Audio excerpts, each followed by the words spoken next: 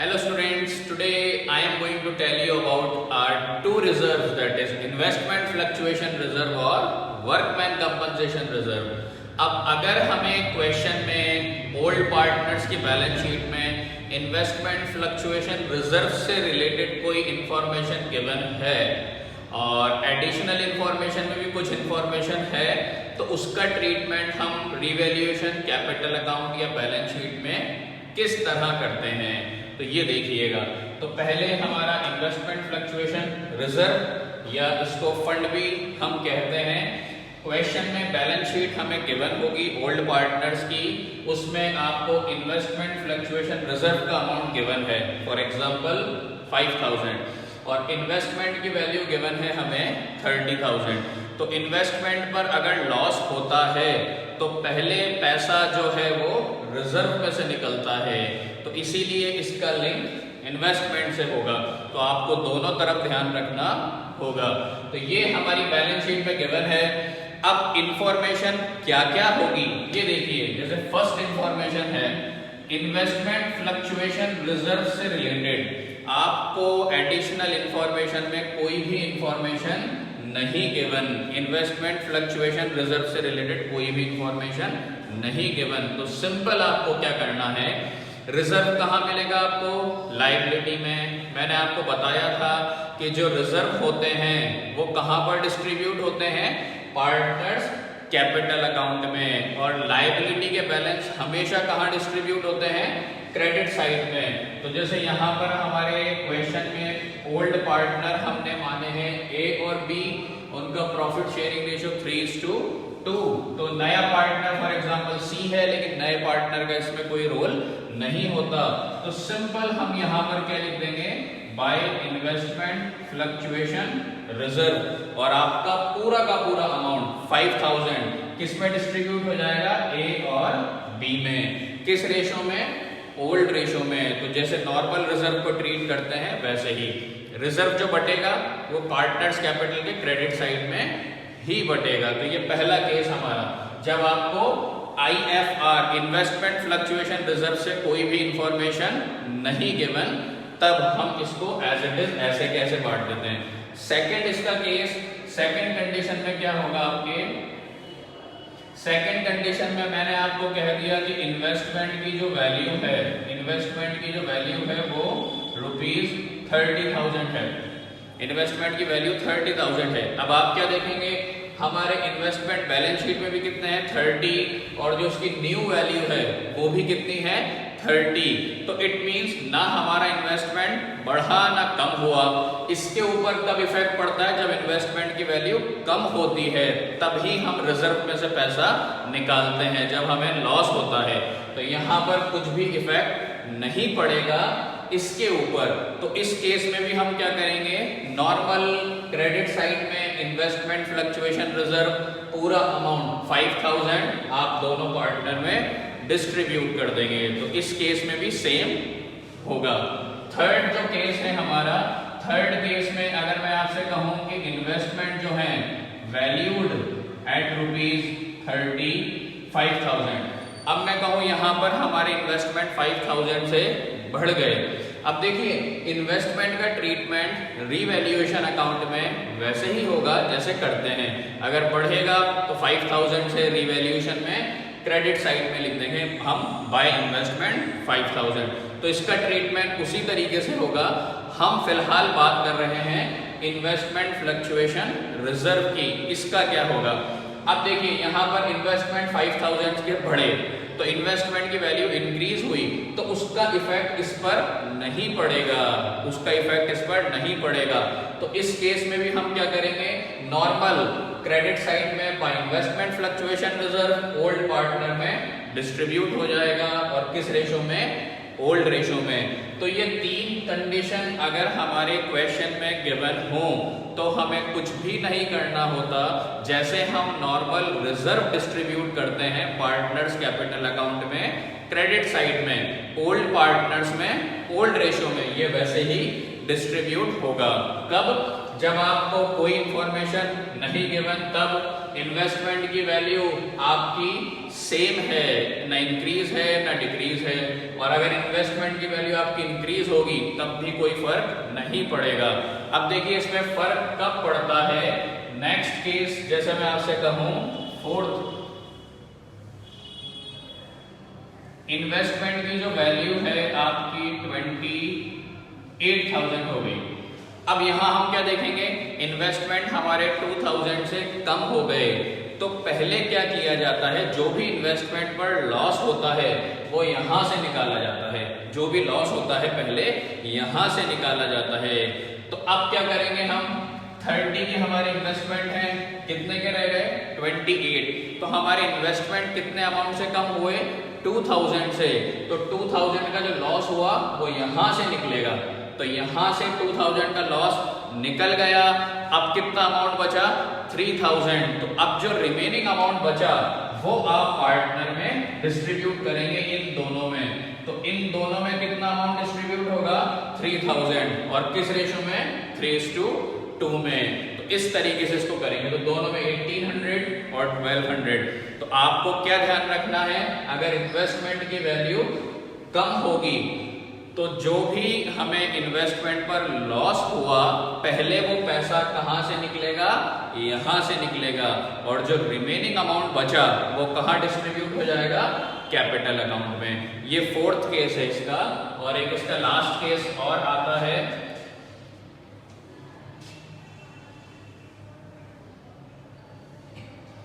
वापस से जब इन्वेस्टमेंट कम होते हैं तभी इसके ऊपर इफेक्ट पड़ता है, ध्यान रखिएगा।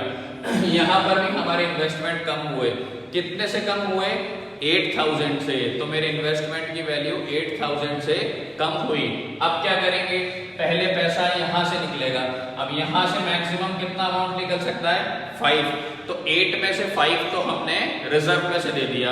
अब भी कितना बचा 3000, तो अब भी मैं क्या कहूंगा, मेरे इन्वेस्टमेंट की वैल्यू 3000 से अब भी कम है इन्वेस्टमेंट की। तो असेट्स अगर हमारी डिक्रीज होती है तो हम रीवैल्यूएशन के कहां पर लिख देते हैं, डेबिट साइड में। तो यहां पर टू इन्वेस्टमेंट कितना अमाउंट आ जाएगा 3000।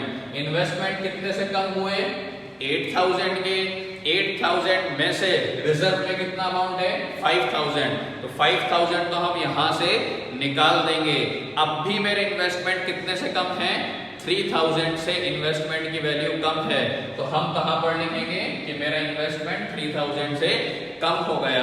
पार्टनर्स कैपिटल अकाउंट में कुछ भी नहीं होगा, क्यों, क्योंकि पूरा का पूरा रिजर्व 5000 का एंड हो चुका, वो पूरा हमने पे कर दिया। तो रिजर्व की वैल्यू कुछ भी नहीं बची, तो यहां पर डिस्ट्रीब्यूट नहीं होगा। तो ये टोटल 5 केसेस इसमें आते हैं। आपको ध्यान कहां रखना है, जब हमारे इन्वेस्टमेंट की वैल्यू कम होगी तब इसके ऊपर इफेक्ट पड़ेगा। तो इन 2 केस का आप ज्यादा ध्यान रखिएगा। ये इसमें टोटल 5 केस होते हैं, ठीक है। अब हम नेक्स्ट के ऊपर आते हैं हमारे,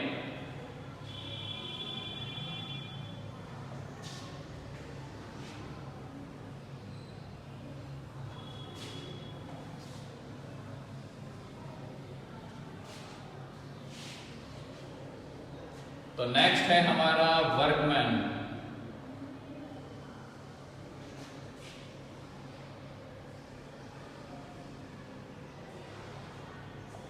ये हमारा नेक्स्ट है वर्कमैन कंपनसेशन रिजर्व या फंड। वैसे ही क्वेश्चन में जो हमें बैलेंस शीट अपीयर होगी ओल्ड पार्टनर्स की, आपको लायबिलिटी साइड में गिवन होगा वर्कमैन कंपनसेशन।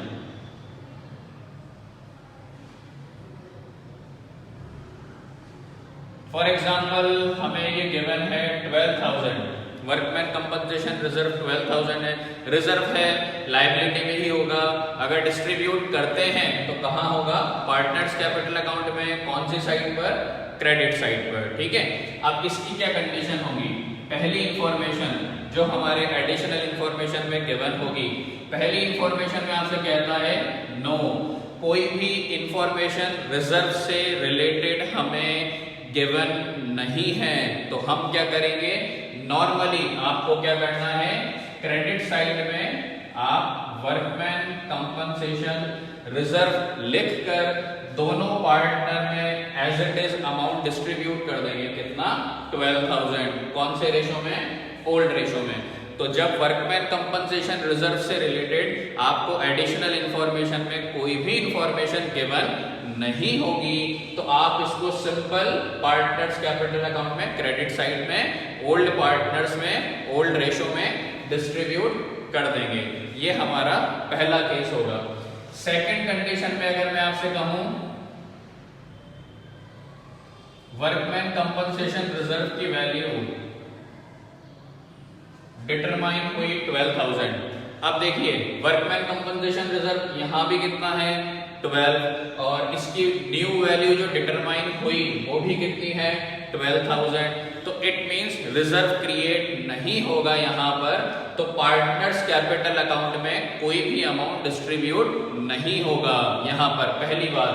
लेकिन इसमें एक बात का ये ध्यान रखिएगा, जब आप बैलेंस शीट बनाएंगे, जब आप न्यू बैलेंस शीट बनाएंगे तो न्यू बैलेंस शीट में आपके वर्कमैन कंपनसेशन रिजर्व कहां होता है?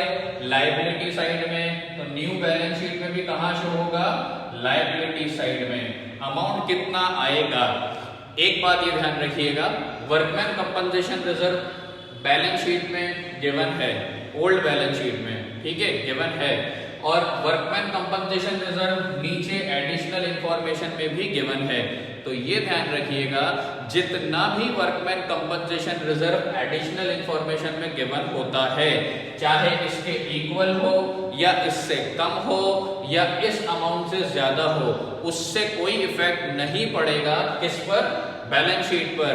बैलेंस शीट में हम लायबिलिटी साइड में वर्कमैन कंपनसेशन रिजर्व का पूरा अमाउंट लिखेंगे। कितना? 12,000।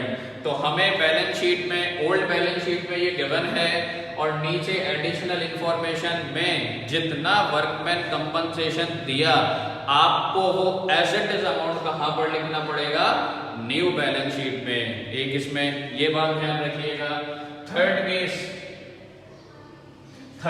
में मैं कहता हूं कि वर्कमैन कंपनसेशन रिजर्व की जो वैल्यू डिटरमाइन हुई वो कितनी हुई? कितनी डिटरमाइन हुई?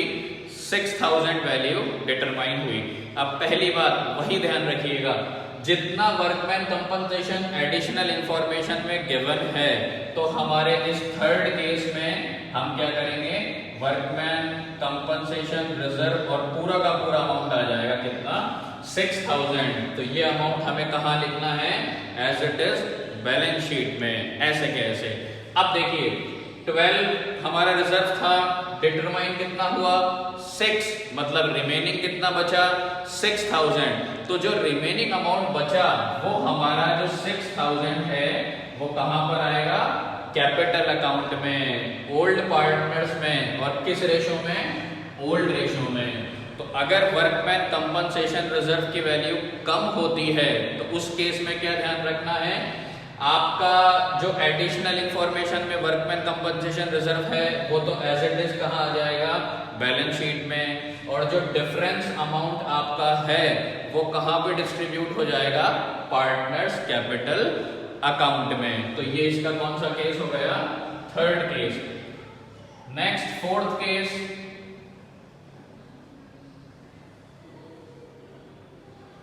वर्कमैन कंपनसेशन रिजर्व डिटरमाइन हुआ 15,000। तो लायबिलिटी जो वर्कमैन कंपनसेशन की डिटरमाइन हुई वो कितनी हुई? 15,000। अब यहां पे देखिए वर्कमैन कंपनसेशन रिजर्व आपका इंक्रीज हो रहा है, तो अगर वर्कमैन कंपनसेशन रिजर्व हमारा इंक्रीज होगा तो इट मींस लायबिलिटी इंक्रीज हुई। अगर लायबिलिटी इंक्रीज होती है तो हम कहां शो करते हैं? रीवैल्यूएशन अकाउंट के डेबिट साइड में। तो टू वर्कमैन कंपनसेशन रिजर्व कितने अमाउंट से इंक्रीज हुई? 3,000 से। तो ये हम किस में केस में करेंगे? Case number 4। तो अगर वर्कमैन कंपनसेशन रिजर्व इंक्रीज होता है सिर्फ तब ही रीवैल्यूएशन अकाउंट में आता है, बस जब इंक्रीज होता है तब। कम होगा तब भी नहीं आएगा, इक्वल होगा तब भी नहीं आएगा रीवैल्यूएशन में। रीवैल्यूएशन में कब आएगा? सिर्फ जब इंक्रीज होगा तब आएगा। तो यहाँ पर कितनी वैल्यू से इंक्रीज हुआ? 3000 से। अब रीवैल्यूएशन अकाउंट में आ गया जो इंक्रीज हुआ, तो अब पार्टनर्स कैपिटल अकाउंट में कोई भी अमाउंट डिस्ट्रीब्यूट नहीं होगा। तो वर्कमैन कंपनसेशन रिजर्व का ध्यान रखिएगा, जब वो इंक्रीज होता है तो सिर्फ कहां पर आता है? रीवैल्यूएशन में। जितना अमाउंट इंक्रीज हुआ वो पार्टनर्स कैपिटल अकाउंट में कुछ भी डिस्ट्रीब्यूट नहीं होगा। अब वापस से वही बात मैंने आपसे कहा था कि एडिशनल इंफॉर्मेशन में जितना भी वर्कमैन कंपनसेशन रिजर्व गिवन है वो आपको कहां पर लिखना पड़ेगा? As it is balance sheet में। तो अपन बैलेंस शीट में वर्कमैन कंपनसेशन कितना लिखेंगे? 15,000, जितना हमें एडिशनल इंफॉर्मेशन में दे रखा है। तो इंक्रीज हुआ जितने से रिवैल्यूएशन में, और पूरी जितनी लायबिलिटी डिटरमाइन हुई एडिशनल इंफॉर्मेशन में वो as it is balance sheet में आ जाएगी। ये हमारा इसका फोर्थ केस होगा। लास्ट और केस क्या होगा? Fifth case. फिफ्थ केस में आपको वर्कमैन कंपनसेशन रिजर्व से रिलेटेड कोई भी इंफॉर्मेशन नहीं गिवन, मतलब आपको ये चीज नहीं दे रखी। कौन से केस में? फिफ्थ केस में। तो पार्टनर की जो ओल्ड बैलेंस शीट है ओल्ड पार्टनर्स की, वहां पर लायबिलिटी साइड में कोई भी वर्कमैन कंपनसेशन रिजर्व नहीं गिवन, लेकिन एडिशनल इंफॉर्मेशन में न्यू पार्टनर के आने के बाद वर्कमैन कंपनसेशन की जो लायबिलिटी डिटरमाइन हुई, liability of workman compensation reserve, वो डिटरमाइन हो गई एट ₹3000। ठीक है, जो नीचे लायबिलिटी क्रिएट हुई वो हुई 3000। अब हम इसमें क्या करेंगे? यहाँ हमारा रिजर्व नहीं है, मतलब हमारी लायबिलिटी नहीं है, और यहाँ हमारी लायबिलिटी क्रिएट हो गई, तो मतलब एक तरीके से ये अनरिकॉर्डेड लायबिलिटी हो गई। तो इट मींस लायबिलिटी बढ़ी। तो लायबिलिटी बढ़ी तो अपन कहाँ लिखेंगे इसको? यहीं पर टू वर्कमैन कंपनसेशन रिजर्व। कितने से इन हुई? 3000। तो ये अमाउंट एज इट इज आ जाएगा, क्योंकि यहाँ पर आपको रिजर्व दे नहीं रखा, मतलब लायबिलिटी नहीं है, और नीचे हमारी लायबिलिटी क्रिएट हो गई यहाँ पर। तो नीचे लायबिलिटी क्रिएट हो गई, इट मींस लायबिलिटी बढ़ी। तो अभी मैंने आपको फोर्थ केस में बताया था रीवैल्यूएशन में तब ही आएगा जब ये इंक्रीज होगा। तो यहाँ पर भी ये इंक्रीज हो रहा है, यहाँ लायबिलिटी नहीं है, यहाँ क्रिएट हो गई, इट मींस लायबिलिटी इंक्रीज हुई। तो कहाँ पर आ जाएगी? रीवैल्यूएशन अकाउंट में। तो इंक्रीज होने के केस में रीवैल्यूएशन में आएगी। अब एक बात मैंने आपको बताई थी, यहां अगर वर्कमैन कंपनसेशन रिजर्व गिवन है पुरानी बैलेंस शीट में, तो नीचे वाली इंफॉर्मेशन का जो भी अमाउंट होता है वो कहां लिखते हैं हम? न्यू बैलेंस शीट में। लेकिन फिफ्थ वाले केस में यहां हमें वर्कमैन कंपनसेशन रिजर्व नहीं गिवन, तो इसलिए हम इस अमाउंट को बैलेंस शीट में नहीं लिखेंगे। और ये पार्टनर्स कैपिटल में तो डिस्ट्रीब्यूट होने का सवाल ही नहीं उठता। डिस्ट्रीब्यूट तब होता है जब हमें यहाँ गिवन हो पुरानी वाली बैलेंस शीट में। तो पार्टनर्स कैपिटल में डिस्ट्रीब्यूट नहीं होगा। जब रीवैल्यूएशन में इंक्रीज हुआ तो सिर्फ रीवैल्यूएशन में आएगा। और बैलेंस शीट में ये अमाउंट क्यों नहीं आया? क्योंकि हमें ओल्ड बैलेंस शीट में ये अमाउंट नहीं गिवन, तो इसका ट्रीटमेंट सिर्फ यही होगा। बैलेंस शीट में हम कब लिखते हैं? बैलेंस शीट में एज इट इज अमाउंट लिखते हैं जो एडिशनल इंफॉर्मेशन में होता है, लेकिन रिजर्व का ओल्ड बैलेंस शीट में होना भी जरूरी है। हम उस अमाउंट को तभी लिखते हैं। तो टोटल इन्वेस्टमेंट फ्लक्चुएशन और वर्कमैन कंपनसेशन से रिलेटेड टोटल 5 आपके पॉइंट्स हैं, तो इनको आप अच्छे से समझिएगा। अब जो बड़े क्वेश्चन हम करेंगे तो इनसे रिलेटेड कोई बात आती है तो आपको वो चीज ध्यान रखनी है, तो ये अच्छे से आप प्रिपेयर करके रखिएगा। नेक्स्ट क्लास में हम इस चैप्टर के जो बड़े टॉपिक्स हैं वो लेंगे, उसमें रीवैल्यूएशन, पार्टनर्स कैपिटल और बैलेंस शीट पूरी बनाना सीखेंगे, और जर्नल एंट्रीज कैसे होती हैं हम वो भी देखेंगे। आप इसको फिलहाल अच्छे से प्रिपेयर करके रखिएगा। Okay, thank you, have a nice day.